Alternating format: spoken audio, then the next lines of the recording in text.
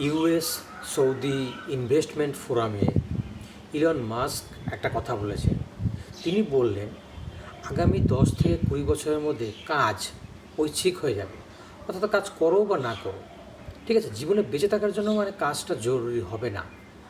অর্থাৎ artificial intelligence এবং robotics যে দ্রুত হারে বৃদ্ধি পাচ্ছে, যদি এইভাবেই অব্যাহত থাকে বৃদ্ধিটা, এই প্রযুক্তিটা যদি এভাবেই চলতে থাকে, তাহলে এরপর আর মানুষের কাজের দরকার হবে না।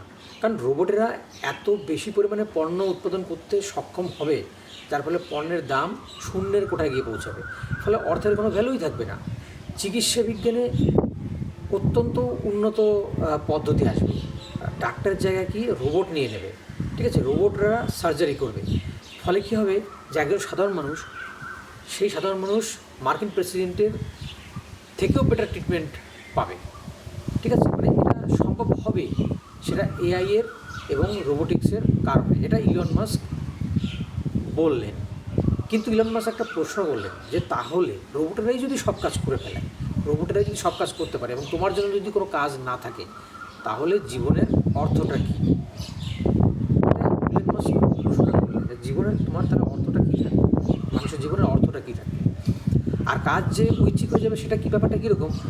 আমরা তো বাজার থেকে শাকসবজি কিনি, ঠিক আছে, কিন্তু শাকসবজি বাজার থেকে কিনলেও আমরা করি কি, বাড়িতে একটু টবে বা একটু বাড়ির সামনে একটু জায়গা থাকলে বা ছাদে আমরা সবজি চাষ করি, মানে ঐচ্ছিক। এই ব্যাপারটা হলো ঐচ্ছিক, যে ভালো লাগে তাই করি, শখের। ঠিক এইরকমই ব্যাপারটা হয়ে যাবে, মানে কাজটা শখ, কারো ভালো লাগলে করবে, কারণ ভালো না লাগলে করবে না, ঠিক আছে। এইটা ইলন মাস্ক বললেন। আর সঙ্গে এই প্রশ্নটাও করলেন যে তাহলে মানুষের জীবনের অর্থটা কী থাকবে। এখন এইখানে যদি এই প্রশ্নটা বৌদ্ধকে করা হতো, বুদ্ধ তো জ্ঞানী ছিলেন, গৌতম বুদ্ধ গৌতম বুদ্ধ অত্যন্ত প্রজ্ঞাবান ব্যক্তি ছিলেন, তো তাকে যদি এই প্রশ্নটা করা হতো, তাহলে কি বলতেন তিনি? বুদ্ধ কিন্তু জীবনের অর্থ কী এই প্রশ্নটাকে উত্তর দেননি, এটা অনুত্তরীয় প্রশ্ন বলেছেন। এই প্রশ্নের সরাসরি তিনি উত্তর দেননি। তিনি বললেন যে জীবনে দুঃখ আছে, দুঃখের কারণ আছে, দুঃখ নিবৃত্তি সম্ভব, এবং দুঃখ নিবৃত্তির জন্য কি অষ্টাঙ্গিক মার্গ পালন করতে হবে। তাহলে বুদ্ধির মত অনুসারে জীবনের অর্থ খোঁজা না, জীবনে যে দুঃখটা আছে সেই দুঃখ থেকে বেরিয়ে আসাটা বুদ্ধ বলতেন, যে যেই বেরিয়ে আসার চেষ্টা করতে হবে। দুঃখের মূল মানে সমূলে এখান থেকে নির্বাণ লাভ করতে হবে। অর্থাৎ নির্বাণটাই হলো সবচেয়ে মানে নির্বাণটাই আলটিমেট লক্ষ্য। এটাই জীবনের মানে আমাদের জীবনের অর্থ হবে, যে সেটা কি, নির্বাণ।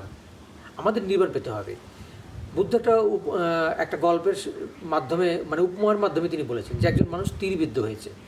তো তীরে বিদ্ধ হয়েছে, তার প্রথম কাজ হচ্ছে কি, সেই তীরটা শরীর থেকে বের করা।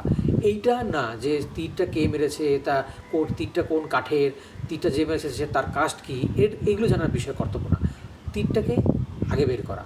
তো বুদ্ধ সেটাই আমাদের বলেছেন যে জীবনের অর্থ কী এটা খুঁজতে হবে না, ঠিক আছে, এটা জানতে হবে না।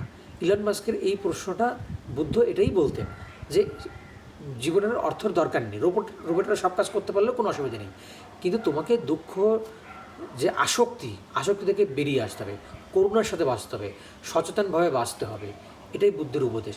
তাহলে আমরা দেখছি আমাদের যদি কাজ ঐচ্ছিক হয়ে যায়, আমাদের যদি কাজের আর প্রয়োজন না থাকে, এবং অর্থ যদি অনর্থ হয়ে পড়ে, তাহলে পরে আমরা কী করব? আমরা বৌদ্ধ দর্শনটা শিখতে পারি। বৌদ্ধ দর্শনটা অত্যন্ত অ্যাডভান্স, এবং এটা হচ্ছে আমাদের মনের একটা শান্তির জন্য, এবং এইখান থেকে কী হচ্ছে, আমরা দুঃখ থেকে বেরিয়ে আসতে পারবো। এটাই আমাদের জীবনের লক্ষ্য হওয়া উচিত। তাহলে আমরা কী করব? সবাই বৌদ্ধ দর্শন শিখব।